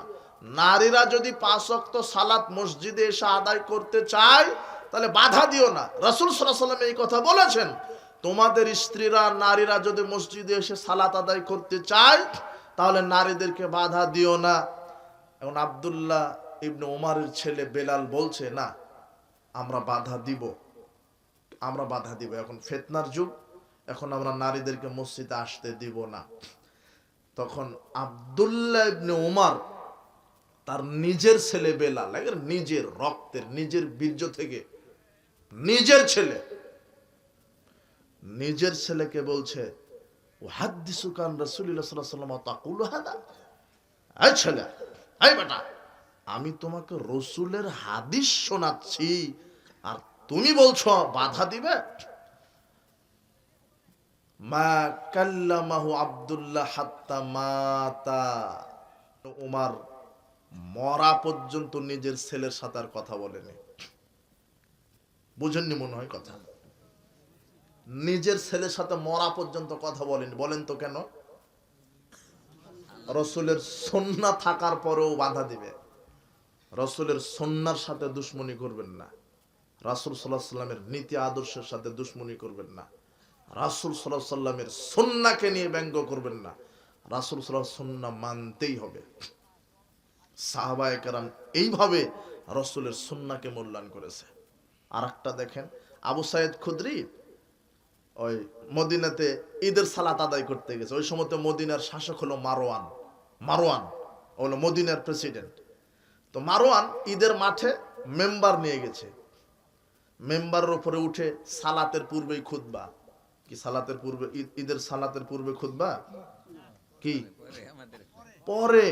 আমাদের কি সারা পৃথিবীতে সালাতের পরে খুতবা হতে হবে? কথা বুঝেননি? এখন আবু সাইদ খুদরি রাদিয়াল্লাহু আনহু বলছেন যে থামেন, আপনি তো রসুলের সুন্নাহকে পাল্টিয়ে দিলেন। আর সহিহ বুখারীর 956 নম্বর হাদিস এটা। আবু সাইদ খুদরি বলছেন, থামেন, আপনি তো রসুলের সুন্নাহকে পাল্টিয়ে দিলেন। রাসূল সাল্লাল্লাহু আলাইহি ওয়াসাল্লাম ঈদের মাঠে আসতেন, প্রথমে সালাত আদায় করতেন, তারপরে খুতবা। কিন্তু আমি দেখছি আপনি মেম্বার নিয়ে আসলেন, রাসূল সাল্লাল্লাহু আলাইহি ওয়াসাল্লাম মেম্বার আনতেন না। আপনি ঈদের মাঠে মেম্বারের উপরে দাঁড়িয়ে সালাতের পূর্বে খুতবা দিচ্ছেন, আপনি রসুলের সুন্নাতকে পাল্টিয়ে দিলেন। তখন মারওয়ান যুক্তি দিচ্ছে, দেখেন মারওয়ান বলছে যে শোনো, সালাতের পরে খুতবা দিলে জনগণ থাকে না, কাজী সালাতের আগেই খুতবা মেরে দিই।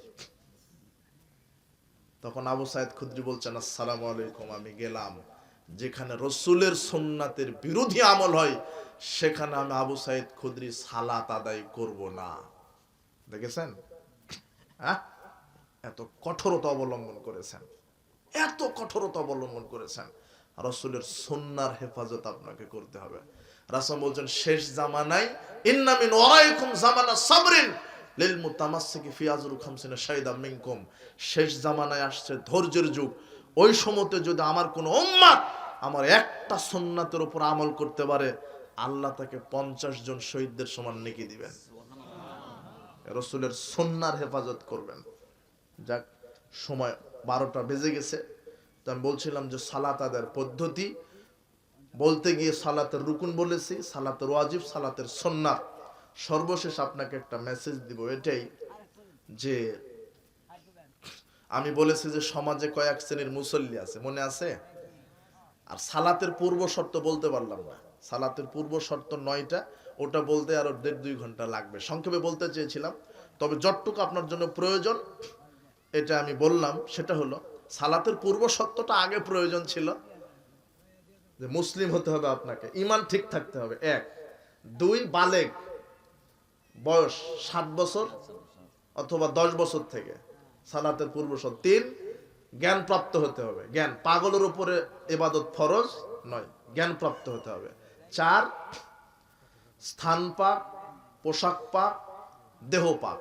এটা 4 নাম্বার। আপনার যেখানে সালাত আদায় করুন সেটা পবিত্র হতে হবে, আপনার পোশাক পবিত্র হতে হবে, আপনার শরীরটা দেহ পাক হতে হবে। দেহ, এই দেহ পাক মানে হালাল রুজি খেতে হবে। এই সুদ, ঘুষ, দুর্নীতি, বিড়ি, সিগারেট, জর্দা, গুল খেয়ে ইবাদত কবুল, ওই দেহটা অপবিত্র। আল্লাহ নবী বলছেন, যেই দেহ অপবিত্র সেই দেহ জান্নাতে যাবে না। এটা হলো 4 নম্বর শর্ত সালাতের। 5 নম্বর শর্ত সতর ঢাকা। কি সতর? পুরুষের সতর কি? 2 কাঁধ হতে নাভি পর্যন্ত। না না, 2 কাঁধ। পুরুষের সতর হচ্ছে 2 কাঁধ, আর নাভি থেকে হাঁটু পর্যন্ত, এটা হলো পুরুষের সতর। পেট পিট যদি খোলাও থাকে তাও পুরুষের সালাত হয়ে যাবে। কথা বুঝেছেন? আর পুরুষের সতর কি? মুখমণ্ডল আর হাতের তালু ব্যতীত মাথা থেকে পায়ের পাতা পর্যন্ত মহিলাদের সতর। আপনার স্ত্রী যখন সালাতে দাঁড়াবে তখন যেন আপনি যে ম্যাক্সি অথবা বোরখা পড়েছে সেটা যেন মাটিতে ছেঁচুর যায়। আপনার স্ত্রীকে ওই বোরখা ওই ম্যাক্সি কিনে দিবেন যেই বোরখাটা পড়লে যেন রাস্তা দিয়ে গেলে রাস্তাটা পরিষ্কার হয়ে যায়। কথা বুঝেননি মনে হয়? অথচ আপনার স্ত্রী যে বোরখা পড়েছে পায়জামা দেখা যায় কালো না সাদা। এটা ল্যাংটাপনা শিখিয়েছেন কেন? ওই ফ্যাশন বোরখা পড়ান কেন? ওই বোরখা পরিয়ে ফেলবেন, নতুন করে বোরখা বড় ছাটের বোরখা বানিয়ে দেবেন, ম্যাক্সি বানিয়ে দিবেন। সতর ঢাকতে হবে, না হলে হবে না। সতর ঢাকা মাথা থেকে পা পর্যন্ত, এরপরে বড় চাদর বুকের উপরে দিয়ে দিবে, শুধু মুখমণ্ডল হাতের তালু খোলা থাকবে, এছাড়া মাথা থেকে পায়ের তালু পর্যন্ত মহিলাদের সতর। 6 নম্বর সালাতের ওয়াক্ত হওয়া। কি হওয়া? পূর্ব শর্ত। ওয়াক্ত হয়নি তার আগে সালাত আদায় করলেন তাহলে হবে না, ওয়াক্ত মতো সালাত। 7 নম্বর অজু গোসল তায়াম্মুমের মাধ্যমে পবিত্রতা অর্জন করা, এটা 7 নম্বর। অজু গোসল তায়াম্মুম। গোসল 2 ধরনের, ফরজ গোসল আর মুস্তাহাব গোসল। মুস্তাহাব গোসল কি? 2 ঈদের দিনে গোসল, এটা কি গোসল? মুস্তাহাব গোসল। মুর্দাকে গোসল দানকারীর গোসল, আপনি যে মুর্দাকে গোসল করালেন এখন আপনার গোসল করতে হবে, এটা মুস্তাহাব। জুমার দিনের গোসল মুস্তাহাব। ইসলাম কবুল করবেন, ইসলাম কবুল করার পূর্বে মুস্তাহাব। এহরাম বাঁধবেন, এহরাম বাঁধার পূর্বে গোসল, এটা হলো মুস্তাহাব। কিন্তু ফরজ গোসল কোনটা? ওই যে স্ত্রী মিলন করেছেন, এখন কি হয়েছে? লজ্জা লাগছে নাকি? স্বপ্ন দোষ হয়েছে? এই যুবক, তোমার স্বপ্ন দোষ হয়েছে। গোসল কি হয়েছে? তুমি শ্বশুর বাড়ি গেছো, নতুন শরম লাগে, তুমি বইয়ের কাছে গেছো, তাই তুমি লজ্জায় অজু করতে পারো না, গোসল করতে পারো না। বোঝনি? কি তোমার শ্বশুর শাশুড়ি কি খোঁজা নাকি? তারা গোসল করেনি? বুঝেননি মনে হয় কথা। এই যুবক, তুমি এখানে লজ্জা করো কেন? ল্যাংটা মহিলা নিয়ে রাস্তাতে হাঁটতে তোমার লজ্জা হয় না? তোমার রাত্রে বেলাতে লজ্জা লাগে কাপুরুষ। শ্বশুর শাশুড়ির সামনে ফরজ গোসল করো, যে তোমারটা দেখে যেন শ্বশুর শাশুড়ি শিখে। হাসছেন কেন আপনি? স্ত্রীর কাছে গেছেন, গোসল ফরজ হয়েছে, গোসল করা লাগবে না? কথা বুঝেননি? ফরজ গোসল, স্ত্রী মিলন করেছেন, গোসল ফরজ।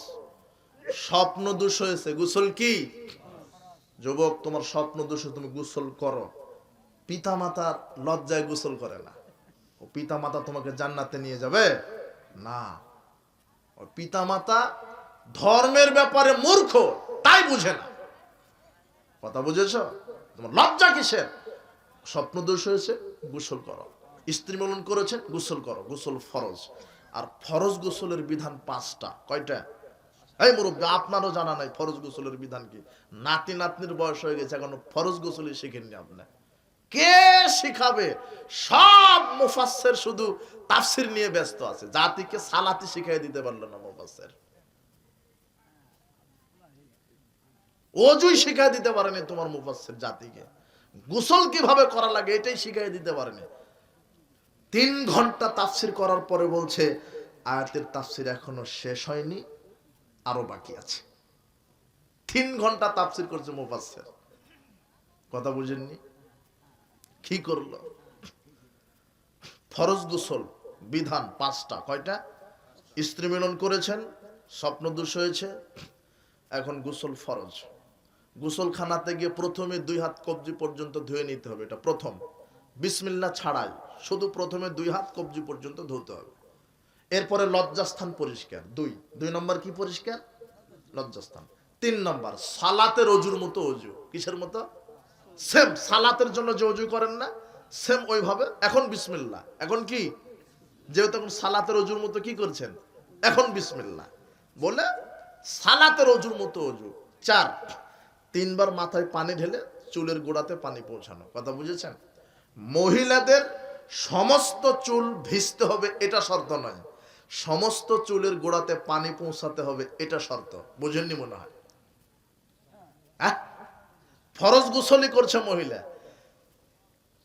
চুল খোপা খুলেনি, কিন্তু চুলের প্রত্যেকটা চুলের গোড়াতে পানি পৌঁছে দিয়েছে, তাহলে খোপা খোলার প্রয়োজন নাই।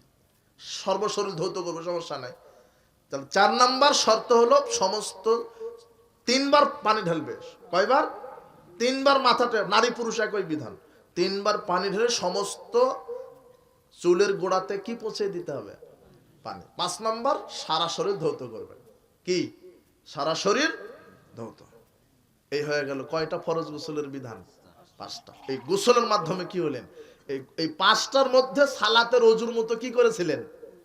এখন আর আপনার সালাতের জন্য নতুন ভাবে অজু করার প্রয়োজন নাই। কথা বুঝলেন? ওই গোসলেই সালাত হয়ে যাবে। কথা বুঝেননি? গোসলের পরে যদি বায়ু নিরসন হয়, পেশাব করেন, তাহলে তো অজু ভেঙে গেল, আবার নতুন করে অজু করবেন। কিন্তু অজু ভাঙেনি, তাহলে ওই গোসলের মধ্যে যে 3 নাম্বার ইয়েতে অজু করেছিলেন সালাতের মতো, ওই অজুতেই কি হয়ে যাবে? সালাত হয়ে যাবে। তাহলে এটা গোসলের মাধ্যমে পরিষ্কার হলেন। অজু তায়াম্মুমের চাইতে গুরুত্বপূর্ণ জিনিস হলো গোসল। কথা বুঝেননি? স্ত্রী মিলন করেছেন, এখন অজু করলে পবিত্র হবেন না গোসল? কথা বুঝেননি মনে হয়? কিন্তু স্ত্রী মিলন, হ্যাঁ, এবারে হলো অজু। এবারে কি? অজু। অজু গোসল তায়াম্মুমের মাধ্যমে পবিত্রতা অর্জন করা, তাই না? কিন্তু আগে আপনাকে গোসলটা বুঝালাম, এবারে অজু। অজু কিভাবে করবেন? প্রথমে নিয়ত যে আমি অজু করব, এইভাবে বসলেন, বিসমিল্লাহ। অজুর শুরুতে কি? শুধু বিসমিল্লাহ। বিসমিল্লাহির রহমানির রহিম নয়, শুধু কি? বিসমিল্লাহ বলে ডান হাতে পানি নেবেন, নিয়ে ডান হাত সহ 2 হাতের কবজি, আগে ডান হাতের কবজি, পরে বাম হাতের কবজি, 2 হাত ভালোভাবে ধৌত করবেন। আঙুলগুলি খেলাল করবেন, আঙুলগুলি খেলাল করবেন। আংটি যদি থাকে, আংটির ভিতরে পানি, আংটি নড়িয়ে আংটির ভিতরে পানি পৌঁছে দেবেন। এরপরে ডান হাতে আবার 1 চুল্লু পানি নেবেন, নিয়ে অর্ধেক মুখে অর্ধেক নাকে, একই সাথে। কি সাথে? একসাথে। সহিহ বুখারীর 195 নম্বর হাদিস, একসাথে। এইভাবে একসাথে মুখে, ওখানে নাকে দিয়ে দেন। আমি বললাম না যে এটা ট্রেনিং এর বিষয়। কিসের বিষয়? এত কিছু জানেন, এই অজুটাই জানেন না আপনি? ওটা অভ্যাস করতে হবে। একসাথে অর্ধেক মুখে, বা 4 ভাগের 3 ভাগ মুখে, 1 ভাগ নাকে। এরপরে নাক ভালোভাবে ঝাড়বেন, পরিষ্কার করবেন। এরপরে আবার 1 চুল্লু পানি নিয়ে সমস্ত মুখমণ্ডল, 2 কপাল, 2 কানের লতি সহ, কপালের গোড়া থেকে 2 কানের লতি সহ থুতনির নিচ পর্যন্ত সমস্ত মুখমণ্ডল ভালোভাবে ধৌত করবেন। দাড়ি যাদের আছে এভাবে খেলাল করবেন। মুখমণ্ডল ধোয়া শেষ, খেলাল করা শেষ, এরপরে আলাদাভাবে 1 চুল্লি পানি নিয়ে থুতনির নিচে এইভাবে দিতে হবে। সাহাবেরা বলছেন, আল্লাহর নবী, এটা কি করার প্রয়োজন? মুখমণ্ডল তো ধৌত করলেন, দাড়ি তো খেলাল করলেন। তখন আল্লাহর নবী বলছেন, হাকাযা আমারানি রব্বি, এইভাবে 1 চুল্লু পানি থুতনির নিচে দিতে আমার প্রতিপালক আমাকে নির্দেশ দিয়েছেন। কথা বুঝেছেন? এরপরে কি? এবার চলে আসেন ডান হাতের কনুই পর্যন্ত, ভালোভাবে ধৌত করেন ডান হাতের। এরপরে বাম হাতের কনুই পর্যন্ত হয়ে গেল। এরপরে 2 হাত ভিজিয়ে নেন, ভিজিয়ে মাথা মাসা করেন। দেখেন তো, এইভাবে সামনে থেকে পিছনে চলে যাবেন, চলে গেলেন, আবার ওখান থেকে ওই একই অবস্থায় সামনে নিয়ে চলে আসেন। সামনে থেকে পিছন, নারী পুরুষের একই বিধান, সামনে থেকে পিছন, পিছন থেকে সামনে, একই সাথে এইভাবে 2 তর্জনী শাহাদাত আঙ্গুলি দিয়ে কানের ভিতরের অংশগুলি, আর 2 বৃদ্ধাঙ্গুলি দিয়ে কানের বাহিরের অংশ, এই কানের পিঠ, এইভাবে মাসা করবেন। ঘাড় মাসা করা বিদাত, করলেই পাপ। ঘাড় মাসা করা যাবে না। মাথা মাসা বুঝতে পেরেছেন? মাথা মাসা 1 বার, 3 বার নয়। সামনে থেকে পিছন, পিছন থেকে সামনে, তর্জনী আঙ্গুল দিয়ে ভিতরের অংশ, বৃদ্ধাঙ্গুলি দিয়ে বাহিরের অংশ, বাহিরের পিঠ, কানের পিঠ। জি। এরপরে ডান পা টাকনু পর্যন্ত আঙ্গুলগুলি কি করবেন? বাম পা টাকনু পর্যন্ত ভালোভাবে আঙ্গুলগুলি খেলাল করবেন। এই হয়ে গেল কি? অজু। অজু শেষ বলবেন আশহাদু আল্লা ইলাহা ইল্লাল্লাহু ওয়াহদাহু লা শারীকা লাহু ওয়া আশহাদু আন্না মুহাম্মাদান আবদুহু ওয়া রাসূলুহু। আল্লাহ রাসূল বলছেন অজু শেষ করে কালেমা শাহাদাত কেউ যদি পাঠ করে তার জন্য 8টি জান্নাতের দরজা খোলা। তাহলে অজু হয়ে গেল। এখন তায়াম্মুম। এখন কি তায়াম্মুম কখন করা লাগে? পানি নেই, সফরে গেছেন, পানি নেই, পানি আছে অনেক দূর, গিয়ে অজু করে আস্তে আস্তে সালাত রক্ত শেষ, সালাত কাজা হয়ে যাবে, এরকম হতে পারে না? সফরে গেছেন, পানি নেই, অথবা প্রচন্ড জ্বর, ডাক্তার বলেছে পানি স্পর্শ করা যাবে না, কথা বুঝেছেন? অথবা এমন জায়গাতে পানি আছে নিতে গেলে জীবনের ঝুঁকি আছে, এক্ষেত্রে এখন তায়াম্মুম। এক্ষেত্রে কি তায়াম্মুম? তায়াম্মুম কিভাবে? পবিত্র মাটি দিয়ে। কি দিয়ে? বিসমিল্লাহ বলে 2 হাত মাটির উপরে একবার মারবেন, বিসমিল্লাহ, এরপরে ফু দিবেন একবার, এরপরে সমস্ত মুখমণ্ডল একবার, বাম হাত দিয়ে ডান হাতের কবজি পর্যন্ত একবার, ডান হাত দিয়ে বাম হাতের কবজি পর্যন্ত একবার, বাস, এটা কি হয়ে গেল? তায়াম্মুম। বুঝতে পারলেন? বিসমিল্লাহ 2 হাত মাটির উপরে একবার, 3 বার নয়, মাটির উপরে কয়বার? একবার, এরপরে ফু দিবেন, এরপরে মুখমণ্ডল একবার, বাম হাত দিয়ে ডান হাতের কবজি একবার, ডান হাত দিয়ে বাম হাতের কবজি পর্যন্ত একবার মাসা। এটা হয়ে গেল কি? এটা দিয়ে সালাত, সিয়াম, হজ, যাকাত, তাহাজ্জুদ সব হবে। কথা বুঝেননি?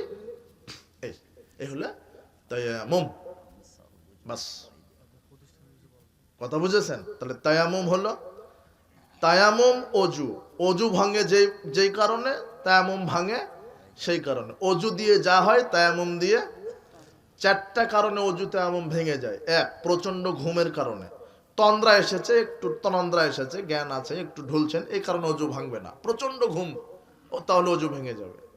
2, ওটের গোশত খেলে অজু ভেঙে যায়। কি? ওটের গোশত কেন ভেঙে যায়? আল্লাহ বলেছেন তাই, এর কোনো জবাব নেই, কথা বুঝেছেন? ওটের গোশত খেলে অজু ভেঙে যায়।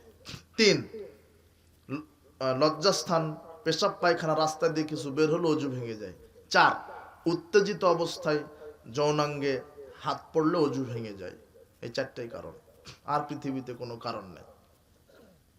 ওই বেশি হাসলে দাঁত বের হলে অজু ভেঙে যায়, ওই লঙ্গিটা হাঁটুর উপরে উঠলে অজু ভেঙে যায়, বমন হলে অজু ভেঙে যায়, এরপরে আর কি কথা চালু আছে, রক্ত বের হলে অজু ভেঙে যায়, এগুলো সব মিথ্যা কথা, এগুলো অজু ভাঙে না। তাহলে অজু, গোসল, তায়াম্মুমের মাধ্যমে, এটা সালাতের 7 নাম্বার পূর্ব শর্ত। 8 নাম্বার কেবলামুখী হওয়া। কি হওয়া? কেবলামুখী হওয়া। কোথাও গেছেন, কেবলা চিনতে পারেন না, আর একজনকে জিজ্ঞাসা করেন ভাই কেবলা কোন দিকে, কেউ নাই, কেবলা চিনতে পারেন না, এখন সালাত আদায় করবেন না? করবেন।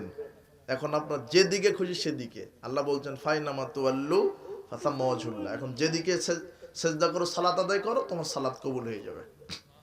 কিন্তু পূর্ব শর্ত কেবলা, আপনাকে তালাশ করতে হবে আগে কোন দিকে কেবলা। 9 নম্বর সালাতের নিয়ত করা। কি? নিয়ত করা, সালাতের নিয়ত করা, নিয়ত বলা নয়। যাক, বারাকাল্লাহ ফিকুম, জাযাকুমুল্লাহ খায়, অনেক রাত হয়ে গেছে, তো আমরা সালাতটাকে যেন পরিশুদ্ধ করতে পারি, আল্লাহ সে তৌফিক দান করুন। আর আপনাদের কাছে আমার যেটা বলার, আমার প্রতিষ্ঠিত একটা প্রতিষ্ঠান আছে আপনাদের টাঙ্গাইলে, ঘাটাইল উপজেলার শেষ সীমানায় ভোয়াপুর উপজেলার পাশে দারুল হাদিস আর সালাফি ইসলামী কমপ্লেক্স, এটা নুরানি হেফস নাজেরা, এরপরে 1 থেকে 6 পর্যন্ত মাদ্রাসাটি। অনেক দিনী ভাইয়েরা আমার কাছে খবর নেন, সই আকীদা মানহাজের প্রতিষ্ঠান, ছেলে মেয়েকে অনেক দূরে ভর্তি করাতে হয়, তো আপনাদের কাছে আবেদন, দোয়ার দরখাস্ত, আপনারা দোয়া করবেন যেন প্রতিষ্ঠানটি কবুল করে। আবাসিক পরিবেশও আছে, দক্ষ শিক্ষক দ্বারা পরিচালিত হয়। ভর্তি ডিসেম্বরের 1 থেকে জানুয়ারির 15 পর্যন্ত, আরো 3 দিন সময় আছে, তো আপনারা দোয়া করবেন, শারীরিকভাবে সহযোগিতা করবেন। আপনাদের পাশেই ভোয়াপুর উপজেলা, এখান থেকে বেশি দূর নয়, আপনারা শারীরিকভাবে দোয়া করবেন, যোগাযোগ রাখবেন। বারাকাল্লাহ ফিকুম, জাযাকুমুল্লাহ খায়ের। অনেক